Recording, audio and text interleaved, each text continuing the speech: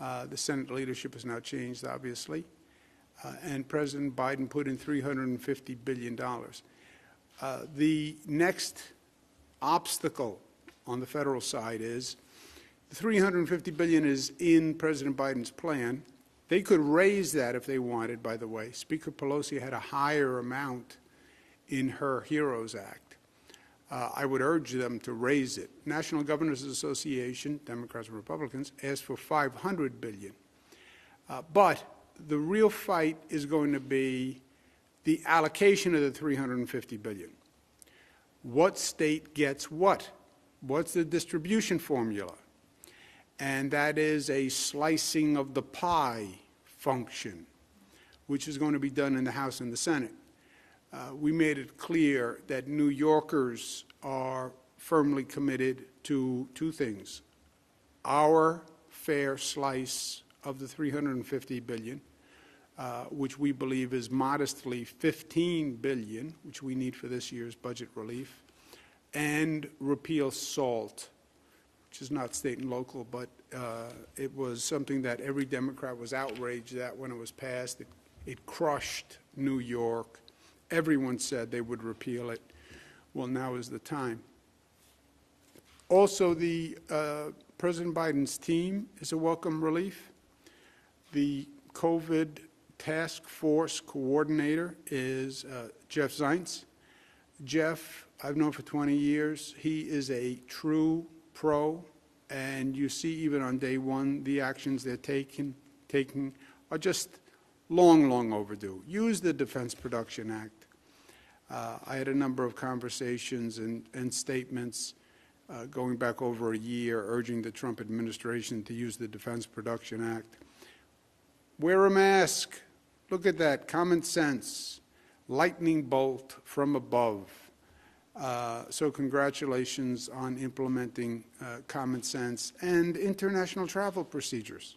We see these strains walking in our airport. It's easier to bring a COVID strain through an airport than it is to bring fruit from another country. It's defied common sense. So this is a welcome relief, and it makes us feel, frankly, like we're not alone. You know, the federal government is actually doing something positive, and it's a real partnership. Jeff Zients is going to work in partnership with the governors. The governors are the ones who are administering this COVID vaccine. The governors are the ones who have been fighting this COVID battle. We felt like we've been battling it on our own, but we're going to have a weekly meeting with Mr. Zients, hear from the governors, hear what they need, and it's a real functional partnership. So I thank them all very much for that. Where we are in this foot race, how fast does the infection rate go up? How fast do we vaccinate? This is where we are today, 5.6.5 positivity, 268,000 tests, statewide deaths 165, deaths, talk about lagging indicator, which is a sort of antiseptic term, but you get infected, you go into a hospital, if you're in a hospital, long, ICU, intubation, and too often death. And that's what we're seeing now. Good news is we're seeing the hospitalizations decrease over these past couple of days. Significant decrease, 400 over the past couple of days. So that's really positive news. ICU's down 14, intubations down 19. Positivity rate is down, continues to go down, and that's very good news. Hospitalizations are also a lagging indicator, but eventually they follow positivity. If fewer people are getting positive, fewer people are getting infected, fewer people are going into the hospitals, and that's what we are seeing also. This is a confusing chart, but just to make it confusing, as if it wasn't confusing enough. Start at the bottom, December 7th. December 7th is when you start to deal with the surge from Thanksgiving. People gathered for Thanksgiving, social gatherings. If they weren't smart, infection rate went up. Week later or so, you start to see it in the hospitals. So from the bottom up, we had 150 new people a day, 164 new people a day, 97 people a day, 165 a day. Then it starts to turn, 111 per day, 48 per day, 32 per day, 5 per day. So this, again, is more good news. We just need to keep the arrows pointed down. But never get cocky with COVID. Truer words were never spoken. I'll take credit for that quote. Never get cocky with COVID. The new strains are frightening.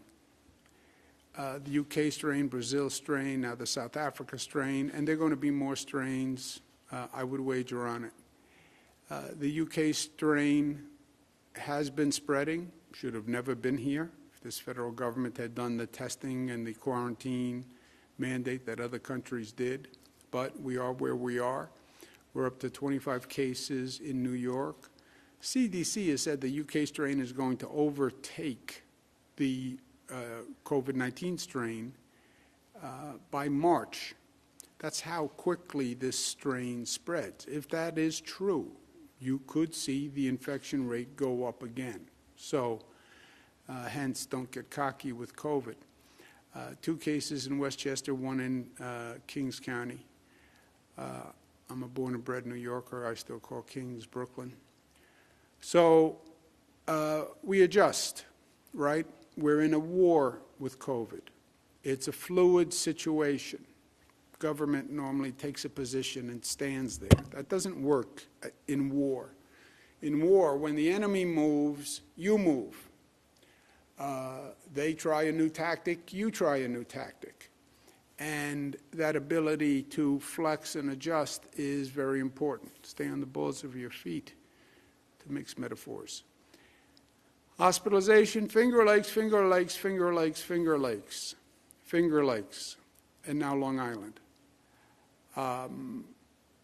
We have seen Long Island ticking up, but now it's Finger Lakes and Long Island, highest percentage hospitalized. Highest positivity, Long Island, Mohawk Valley.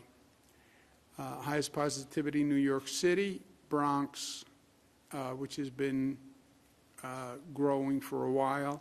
Staten Island seems to have stabilized, and that's good news. Thank you very much, Staten Islanders. And again, these numbers are a function of behavior.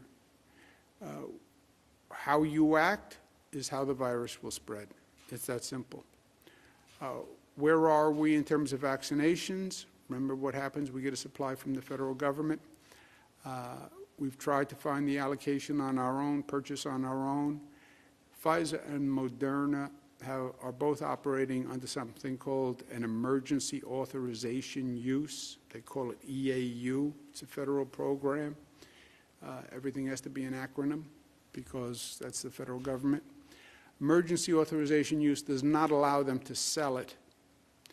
So they cannot sell directly to the state of New York. So the supply comes from the federal government.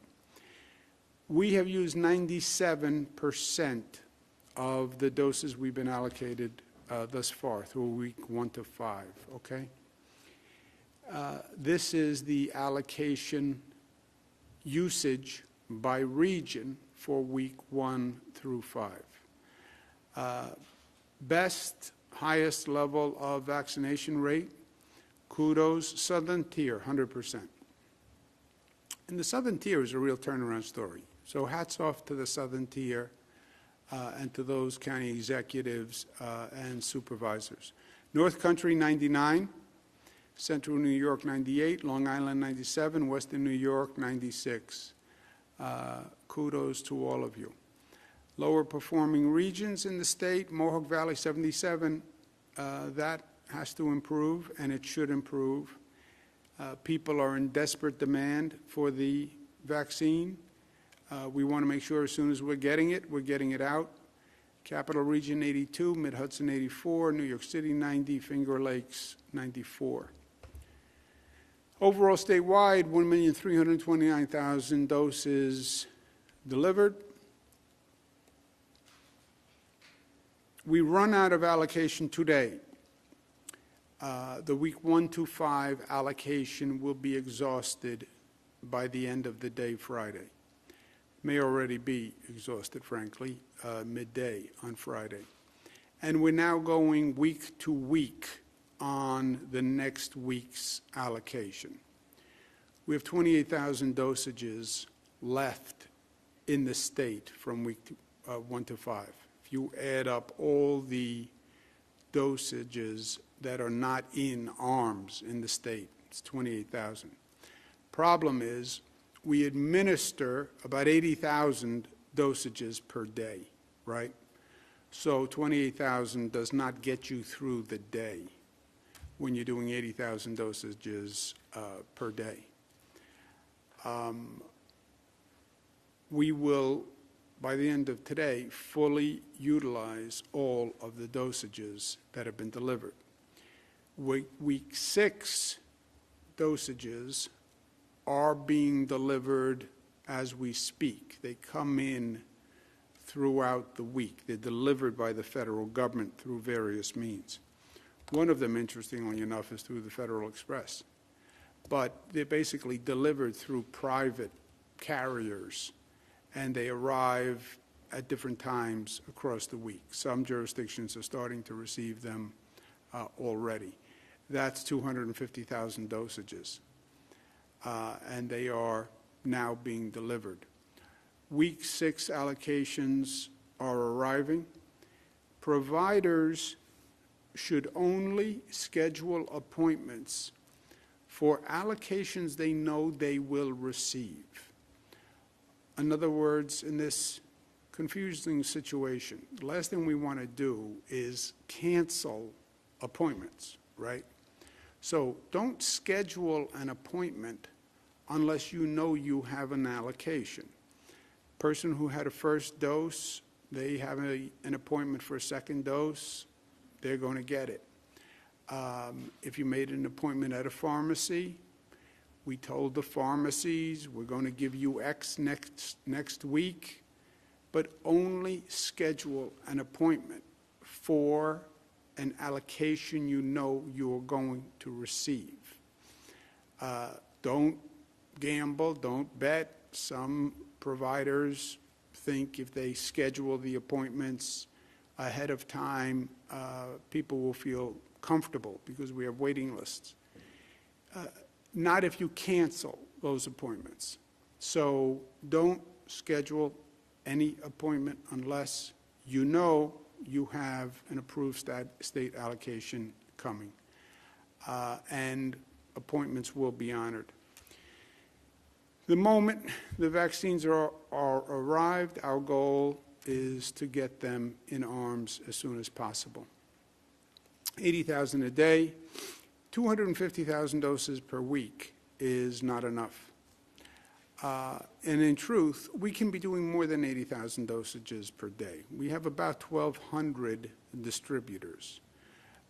We can ramp that distribution network up very quickly. The 1,200 distributors are more distributors than we need. I can't provide the 1,200 distributors with all they could use now because we only get 240,000.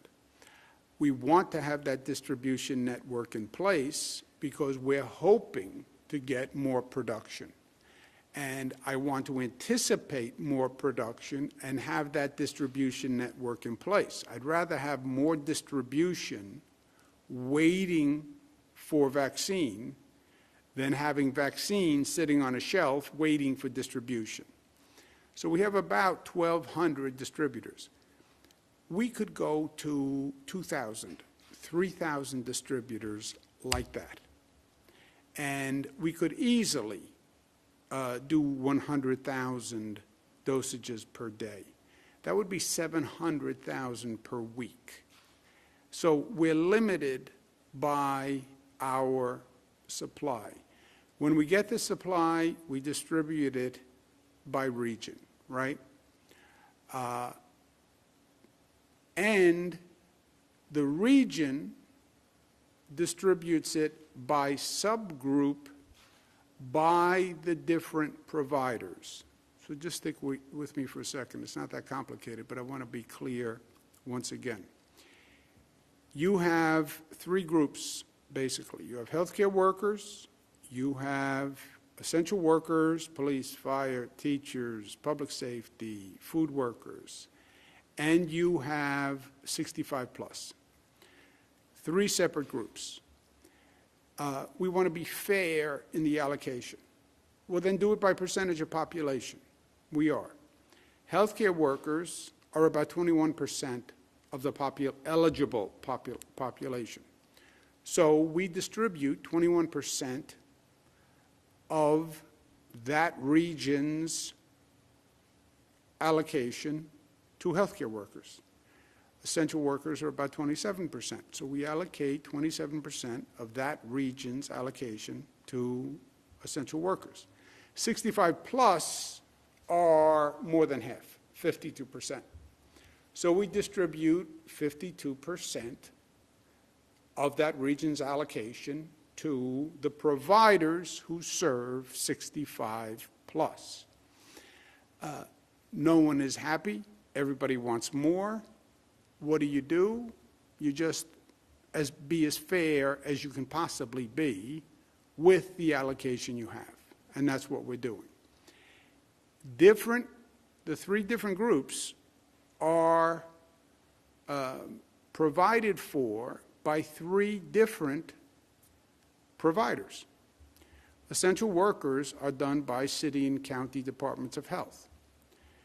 Why? Because that's the normal liaison with the police and the fire and volunteer fire. They have the most accessible relation to the city and county governments. We're also asking the large unions, large forces to self-administer. So the city and the county don't even have to do the administration. They just hand it to the police department and let the police department's medical officers do it. Hand it to the fire department and let the fire department's EMTs administer it. Again, the vaccination is not rocket science, so due respect to Dr. Zucker. It's a vaccine. And EMS workers, EMT workers administer a vaccine in the normal course of business. So essential workers and the percent that essential workers represent, 21%, goes to city, county departments of health. Healthcare workers go to the hospitals. Nurses and doctors work in the hospitals. Doctors' offices are affiliated with hospitals or FQHCs. But that's the normal accessibility for them. Healthcare workers get 27%. So 27% goes to hospitals, and then 65 plus, we don't want them walking into hospitals. There are a lot of people who are ill in hospitals. We don't want them walking into City Hall. So retail establishments, pharmacies, mass sites are where we're doing the 65 plus. It's important that the provider follows the prioritization, because otherwise they're giving that group's allocation to someone else. And I've said this repeatedly, but I understand the stress level and the anxiety level. At least we have to be able to say we are fair. If you give the police dosage to 65 plus, then the police don't get it. If you give the 65 dosage to hospital workers, then the 65-year-olds don't get it. So please follow the Department of Health prioritization. Otherwise, you're robbing Peter to pay Paul. That's all you're doing. The Trump administration, and I said this not because he's out of office, I said it while they were in office, this was all unnecessary chaos and confusion and anxiety. Everybody agreed nursing homes were the top priority. Everybody agreed with that. All Americans agreed with that. You have vaccines, they're limited, give it to the people in the nursing homes. Everyone agreed with 1A. Nurses, doctors, give it to them. They're on the front lines. They're dealing with COVID-positive people every day. I'm not. They are. And if they get it, they're super spreaders. And if they get it, the hospitals close down. Everybody agreed. First responders, essential workers, everybody agreed. They could all be potential super spreaders. They're more exposed. They then opened it up to 75 plus, which made sense. But again, you are already way over capacity. By the way, we still have not received enough supply just to do 1A and 1B. If they had only opened it up to nursing homes, healthcare, and police officers, we still have not received enough supply even to get past nursing homes in 1A. We wouldn't even be in 1B yet if they open the categories sequentially. Then you open 75 plus, then they open 65 plus, all at the same time. So you now have 7 million people, all who are eligible, and they're chasing 250,000 vaccines per week. It made no sense, and it created chaos. What should have been done, nursing homes first. You finish nursing homes, go to 1A. You finish 1A, go to 1B. Then, after 1B, and again, we still wouldn't be through 1B. We wouldn't be through 1A. We've done 1.3 million dosages. How many people were in 1A? Who remembers? 2.1? 1A is 2 million people. We've only done 1 million dosages. We would still be in 1A. But then go to 1B, and then if you open the age groups, you should have opened it as a priority by age. I'm 90 years old. I should go before the person who's 65. I'm 90, I should go before the person who's 70. And it should have been opened as you had allocation.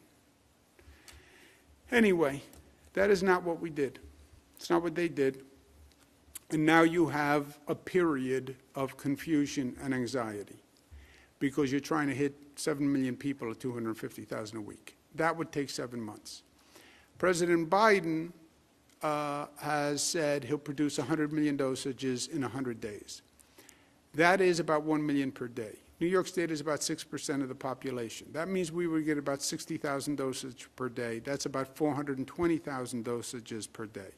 That is higher than we are now. Even at 420,000 dosages per week, you still have to do 7.1 million. That still takes you 17 weeks. So, all this to say, this is going to be a long several months in distribution of this vaccine and the anxiety that has been created. I'm hopeful that the Biden administration can figure out how to increase production and shorten that 17 months. And I think the president is right. I'm not accustomed to saying that. Increase production through the Defense Production Act.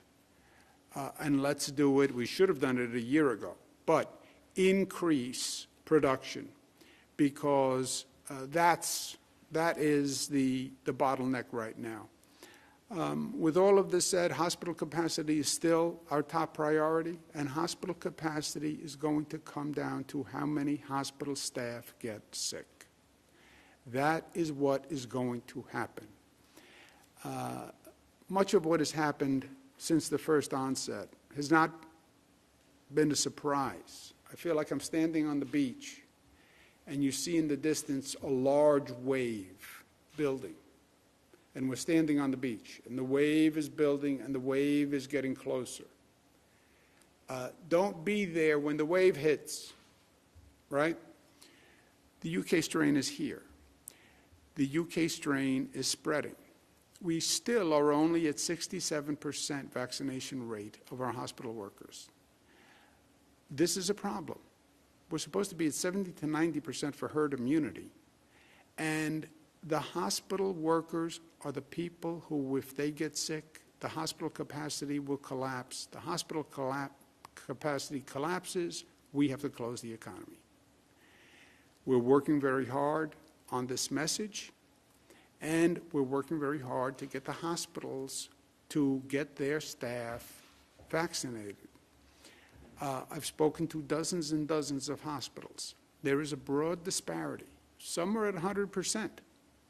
Some are at 50%. Average is 67. It's ticking up. It was 65 on Wednesday. It was 62 last week. But we have to do more, and we have to do faster. This is the percentage of hospital workers across the region. And you see the variance. Central New York is 82%. You then go down to 61% on Long Island, 62% on Western New York. What accounts for that? 82, Central New York, 78, North Country, 69. We need the hospital staff vaccinated. That's why they were 1A. More good news, we completed the first round of vaccinations of nursing homes because they were the most vulnerable population. 70% vaccinated so far. The vaccination rate among nursing home residents is higher than the vaccination rate among nurses and doctors. Social equity is also a pressing issue. We have a COVID-19 equity task force. We want to make sure that everyone has access to the vaccine. There are two issues there. One is accessibility, and we're working on that. The second is the willingness to accept the vaccine. And we're doing everything we can on accessibility. We're going directly to public housing projects. But we have a problem with skepticism about the vaccine, especially in black and brown communities. And I'm working with clergy. I'm working with community leaders. I'm working with respected doctors, nurses. I understand the skepticism about the federal government and the past federal government and their vaccination approval. It gave the sense that it was political. I get the historic skepticism, especially among the black community with the Tuskegee experiment, etc. That's why we had New York doctors approve the vaccine in addition to the federal government approval. And people said at that time, oh, why would New York State do this? It's redundant. If the FDA says it's safe, and if HHS, federal HHS, says it's safe, then it's safe. No, because people did not believe that administration, and they did not believe that HHS and that FDA. And by the way, as I say to members of the black and brown community every day, I don't believe them either. I had my own level of skepticism and cynicism about the previous administration. But I'm not taking their word for it. We had New York doctors go through it. We have the best hospital network on the globe in New York.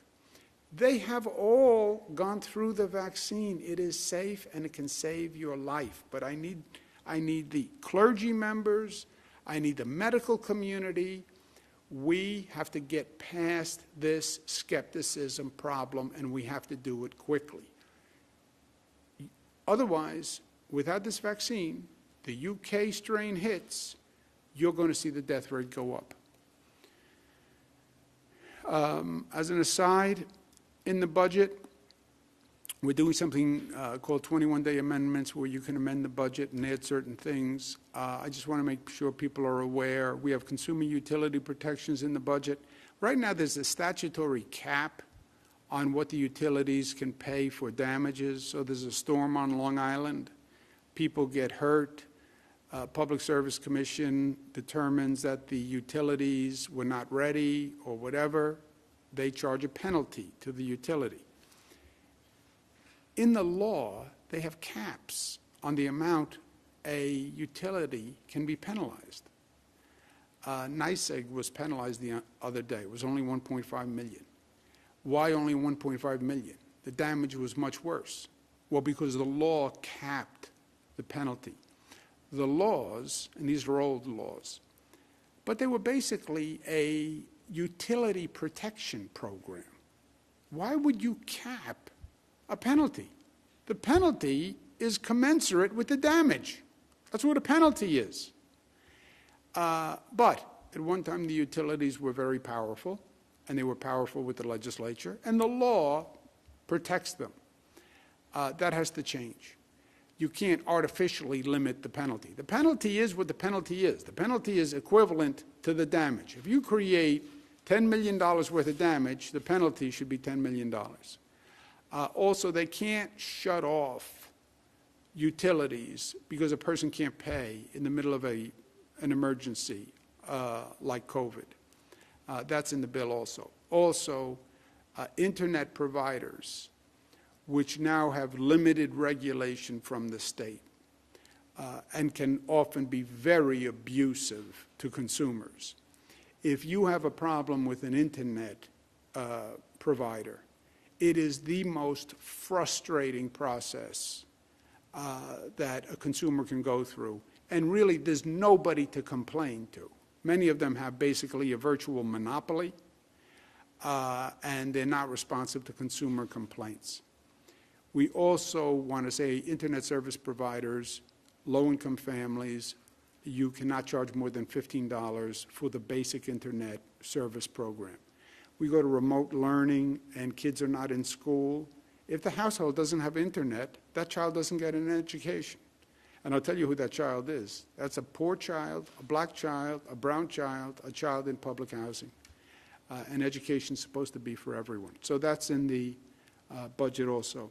Also, and this was announced last June, okay, about 7 months ago, public safety is a crisis in this state and in this nation.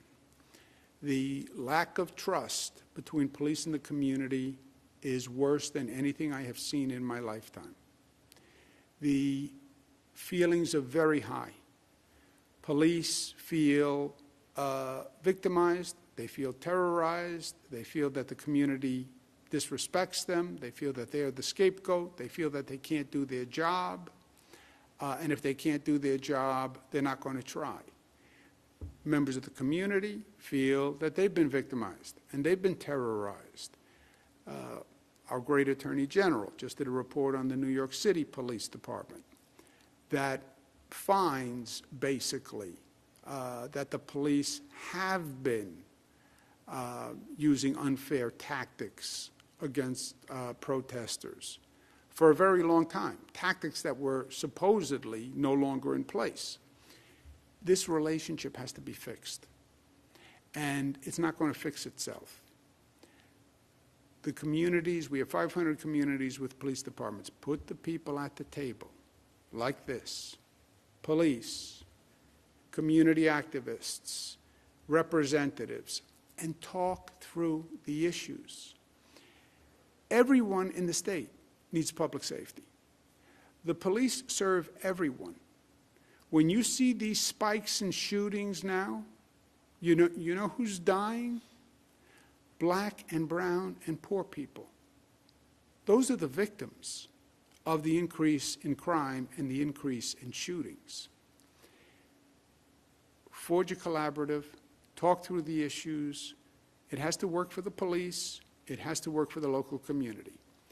And I can't do it from Albany because there are 500 different police departments. And by the way, what works in Rochester is different than what's going to work in the North Country, is different than what's going to work in New York City. They have to do it. I said this in June. I said, form the collaborative and let people talk. By the way, the collaborative itself can be cathartic. I'm offended, and I want to be able to express my feelings and my fears and my thoughts, and I want you to hear me. That's the collaborative. You never solve a problem in life that you refuse to acknowledge or you deny. I believe that's true in our individual lives. It's also true in our social lives. You deny a problem, it doesn't go away, it gets worse. And that's what we're doing. I said in June, if you don't have a new reform plan passed by your community by April 1, you won't get funding in the state budget. I've said this 11 times. The plan is whatever your community wants. Nobody's saying, we're telling you what's in the plan. Oh, state government is telling us how to police. No, we're not telling you how to police. We're saying, I'm saying, figure out how you're going to police. What is your plan? And get it passed by your local legislative body. But get it by April 1. So I told you in June. That was June, July, August, September, October, November, December, January, February, March, April. Some communities are doing a great job. I mean a really great job. And they've been creative, and I talked about them in the State of the State. And they're using it for the opportunity it is.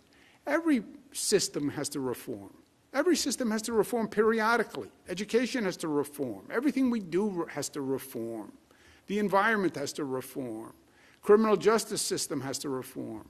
And the police department has to reform. How you policed 20 years ago is not how you police today. We're smarter. We're more savvy. We have more technology. There are 70 days left to April 1. Don't think the problem is going to go away. Your community has to be safe. And 70 days for those communities who haven't made progress is a blink of an eye. So this is just a reminder. As I announced on the State of the State, New York is operating on multiple levels right now. Track 1, defeat COVID. Vaccination, stop the spread, manage the hospitals, win the COVID war, stop the strains, win the COVID war. Job 1. At the same time, we are anticipating the post-war reconstruction. And we're actually energized by it. There's going to be a transformation moment. And places are going to rebuild all around the world. And we think we can be the first and the best in the rebuilding. And that's why build, baby, build. I love that expression. And you know who's going to be the first to build? The first one with shovel-ready projects who can actually deliver. When President Biden passes an infrastructure bill, which he will, he's been dedicated to it all his life. He's going to look for projects that are ready to go. I know that. He said it. I've been in the federal government. Nobody wants to fund a project that's going to take 3 years to break ground. That doesn't stimulate the economy. New York is going to be ready to go. That's why we're queuing up all these projects, ready to go, ready to go. As soon as that federal bill is passed, we are ready to go. And we're going to be starting on our own, not even waiting for Washington, because I've been waiting a long time. So simultaneously, all of this is happening. Win the war, post-war reconstruction. Do both at once. It's hard. It's not hard. We're New York tough. We're smart. We're united. We're disciplined. And we're loving. Questions, operator? Thank you, Governor. If you'd like to ask a question, please use the raise hand function at the bottom of your window. We'll take a moment to compile the Q&A roster.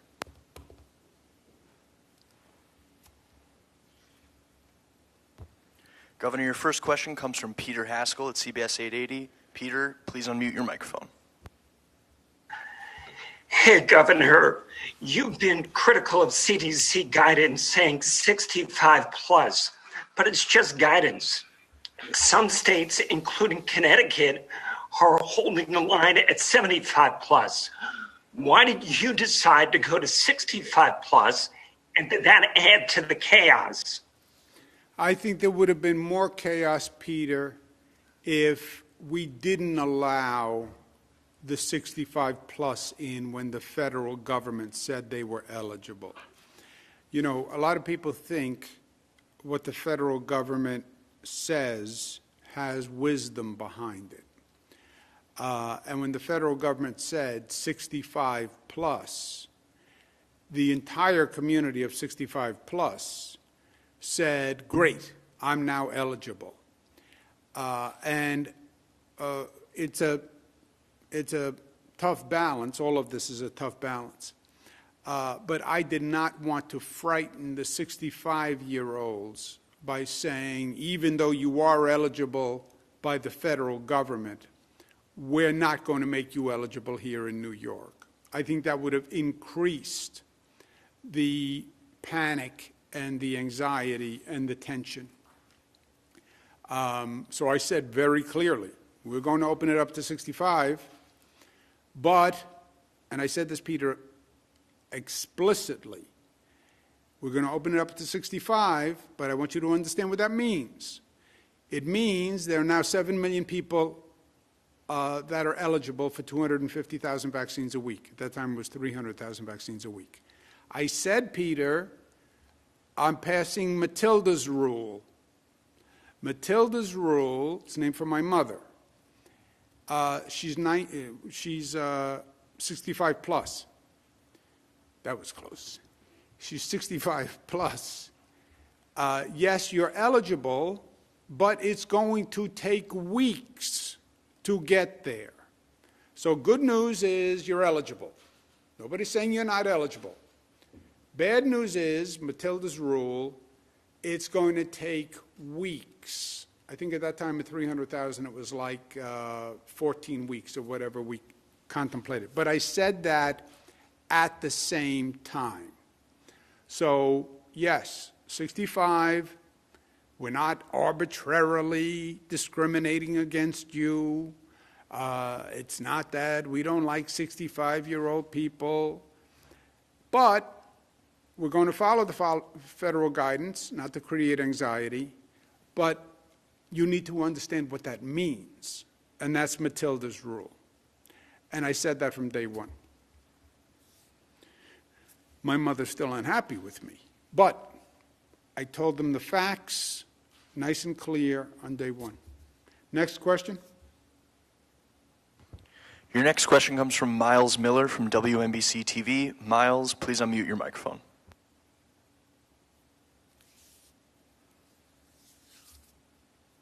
Hello, Miles. Miles, please unmute your microphone. Miles does not want to unmute his microphone. All right, we're going to move on.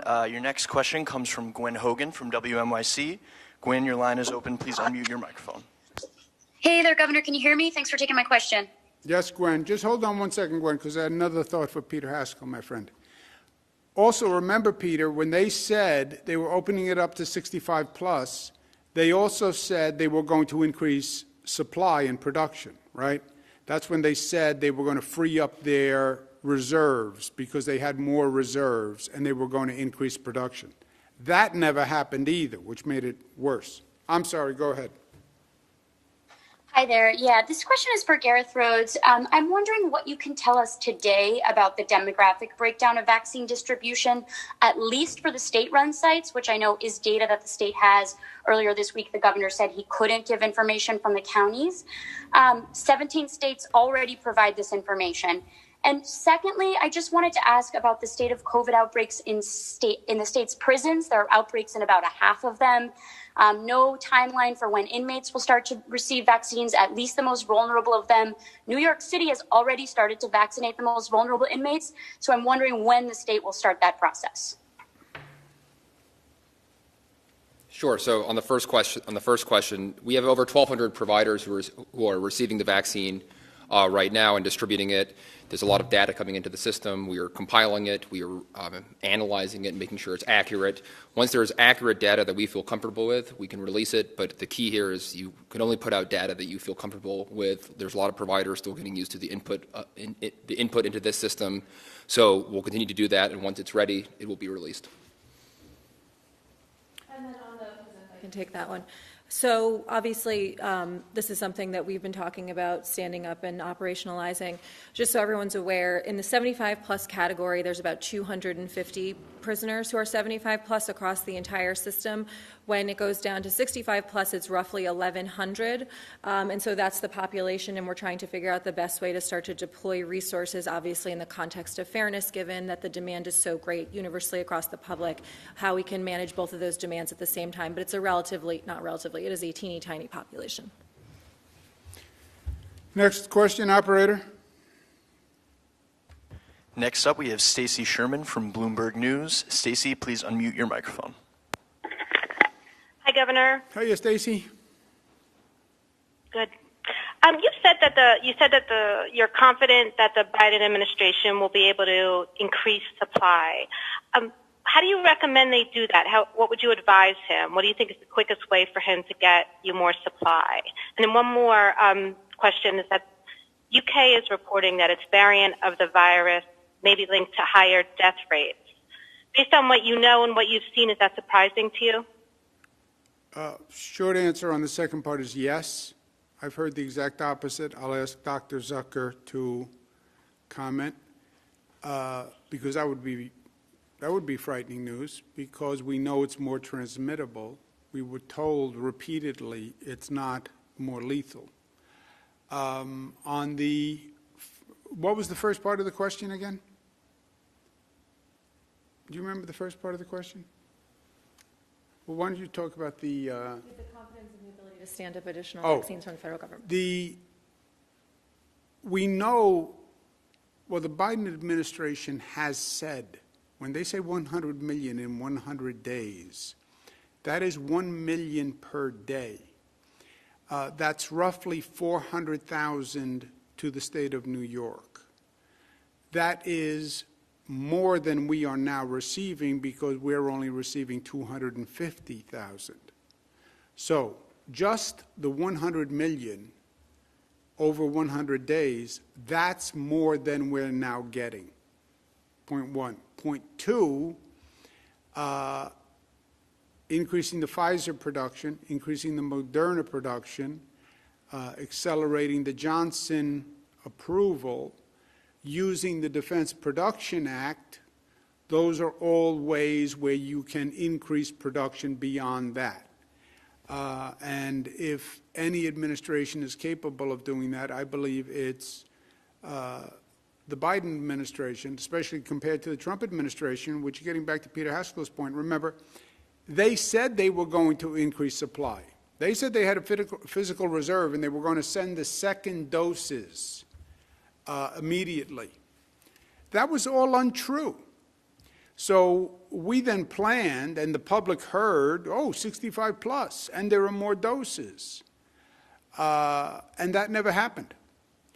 So the worst case scenario, and that's what I'm trying to do here, at least be honest and be straightforward and tell people the truth. And don't create false expectations. Anybody can get it 65 plus, and we're going to increase supply because we're going to send the second dosages now. That was just not true. It was just not true.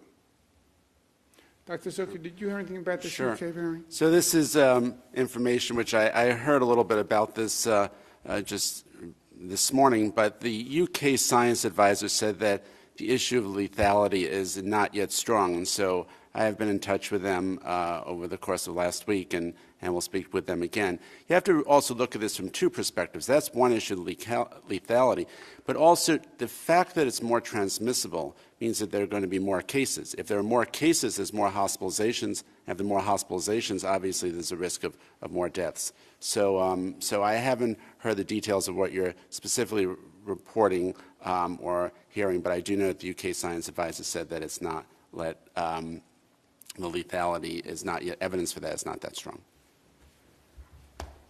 Have any of our UK cases passed away? No, we have 25 cases and none. Nobody's passed away. Well, that's good news. Okay, next question, operator. Let's take two more. All right. Your next question comes from Dan Clark at PBS. Dan, your line is open. Please unmute your microphone. Hey, Governor, how we doing? How we doing, Dan? Very good, thank you. I'm wondering, in the spring, you were very critical of President Trump for not issuing a national mask mandate, and President Biden has only been in office for a few days. You're a close ally of him. Are you disappointed that he hasn't issued a national mask mandate like how you wanted the former president to do? Well, look, New York was the first state to pass a mask mandate in the United States of America, and I'm proud of it. I think New Yorkers in many ways were more informed about COVID. We had a different experience about COVID, and I think New Yorkers got it, and I was willing to propose it and push it, and New Yorkers did it. You know, New Yorkers did it. Mask compliance is like 98% in public spaces. And that's because of New Yorkers. Now, is the country in a different place? Look, you have some states that still are in various stages of denial. I think what President Biden did was a step in the right direction. And is going to make a significant difference. My position, as I did in New York, is I would mandate masks all across the board. But what President Biden did is actually much, much better than what had been done before. We had a president who was saying, basically, don't wear a mask, even though his advisors were saying wear a mask. And it was total anarchy. So President Biden himself wears a mask. His staff wears a mask. He has a mask mandate. Obviously, our mandate is broader, and I support our mandate, but I understand his. Operator? Your next question comes from Bernadette Hogan at the New York Post. Bernadette, your line is now open. Please unmute your microphone. Hi, Governor. How are you? Bernadette?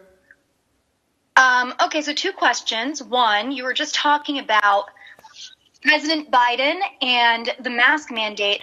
I wanted to get your thoughts on the other day, he was at the Lincoln Memorial and he was not wearing a mask. And this was hours after signing the executive order mandating the use of masks on federal property. And so wondering what you think of that. His top spokeswoman defended this and said, you know, he has bigger things to worry about. So should the president be setting a good example and be wearing masks regardless of, bigger things to deal with? And then number two, with the vaccines, right now, is the state allowed to use second dose allocations for first doses, or how does that work? And how does the Defense Production Act change our vaccination program, and what do you hope that it smooths out going forward? What does what? Is it burned out? So what was the last four words? You got broken up. Yeah, with the Defense Production Act and the Biden administration's promise to utilize that, what bumps in the road, what problems with the vaccine program do you hope that that will iron out? Okay. Let me answer both. First, I don't know what you're talking about with the Lincoln Memorial. I just missed it. But I think President Biden has, all through his campaign, all his public appearances, he's been a phenomenal example of wearing a mask. Every public appearance I've seen him, he comes up to the microphone, he has a mask, and then he takes the mask off. In public, he has a mask. I don't know about the Lincoln Memorial, but this is a dramatic contrast to President Trump, who was the exact opposite. Yes, I think President Biden should wear a mask within the rules, right? I'm not wearing a mask now. You don't always wear a mask if you can socially distance, et cetera, partitions, et cetera. But I think everybody should set a good example all across the board. On the Defense Production Act, there are no bumps. The Defense Production Act would allow the United States to increase production of PPE. It would allow increased production of N95 masks, of gowns, of face shields, all that madness that we went through, where I was calling China on a daily basis, trying to buy masks, where the owner of the New England Patriots, I had to ask him if he had room on his plane that was going to China to bring back masks for us. Governor of New York, trying to get masks so nurses can protect themselves. I have to ask a private person if they have room on their private plane to pick up masks in China. I mean, how more of a bizarre situation. And by the way, they were very gracious, and he was beautiful, and he did it. So the Defense Production Act can help on that. It's more complicated how the Defense Production Act can help on the production of the vaccine itself, but there are also ancillary products that it can help on, right? We ran out of nasal swabs in testing. We ran out of Q-tips. A nasal swab is just a big Q-tip. And this nation couldn't figure out how to make Q-tips. The Defense Production Act gives the president the authority to say to a manufacturer, we're going to pay you, but I need you to increase your capacity to make nasal swabs. I know the Post didn't support it, but it's a philosophy question. I think a lot of damage was done, a lot of pain was caused. And I think when this nation is at war, and COVID is at war, the president should act accordingly. When we're in World War I, World War II, you have factories transformed into factories to build tanks and bullets and rifles because we're at war. COVID is at war. And our front line, the nurses and doctors, didn't have masks and didn't have gowns. And the governor of New York is asking a football team owner if he has space on a plane. I mean, that's not government. Next question, operator. Governor, your last question comes from Jesse McKinley at the New York Times. Jesse, your line is now open. Please unmute your microphone. Hi, Governor. Two questions. Can you walk us through what sort of surveillance testing the state is doing for the UK variant? Like how many samples it's running to kind of get a sense of how widespread that is in hard numbers? And the second question would be whether or not the state has taken any supply from hospitals or clinics and taken them to state-run sites. Yeah, answer to the second question is no. Answer to the first question, I don't know. Do you know the testing on the UK variant? We're doing about 1,000 genome tests a week. We've done over 6,000 or so. We look for all the variants. We map the entire genome, so it's not just the UK variant. We look for the variant from South Africa, from Brazil, and anywhere else to see if we've identified that in New York. So far, we've only identified the UK variant.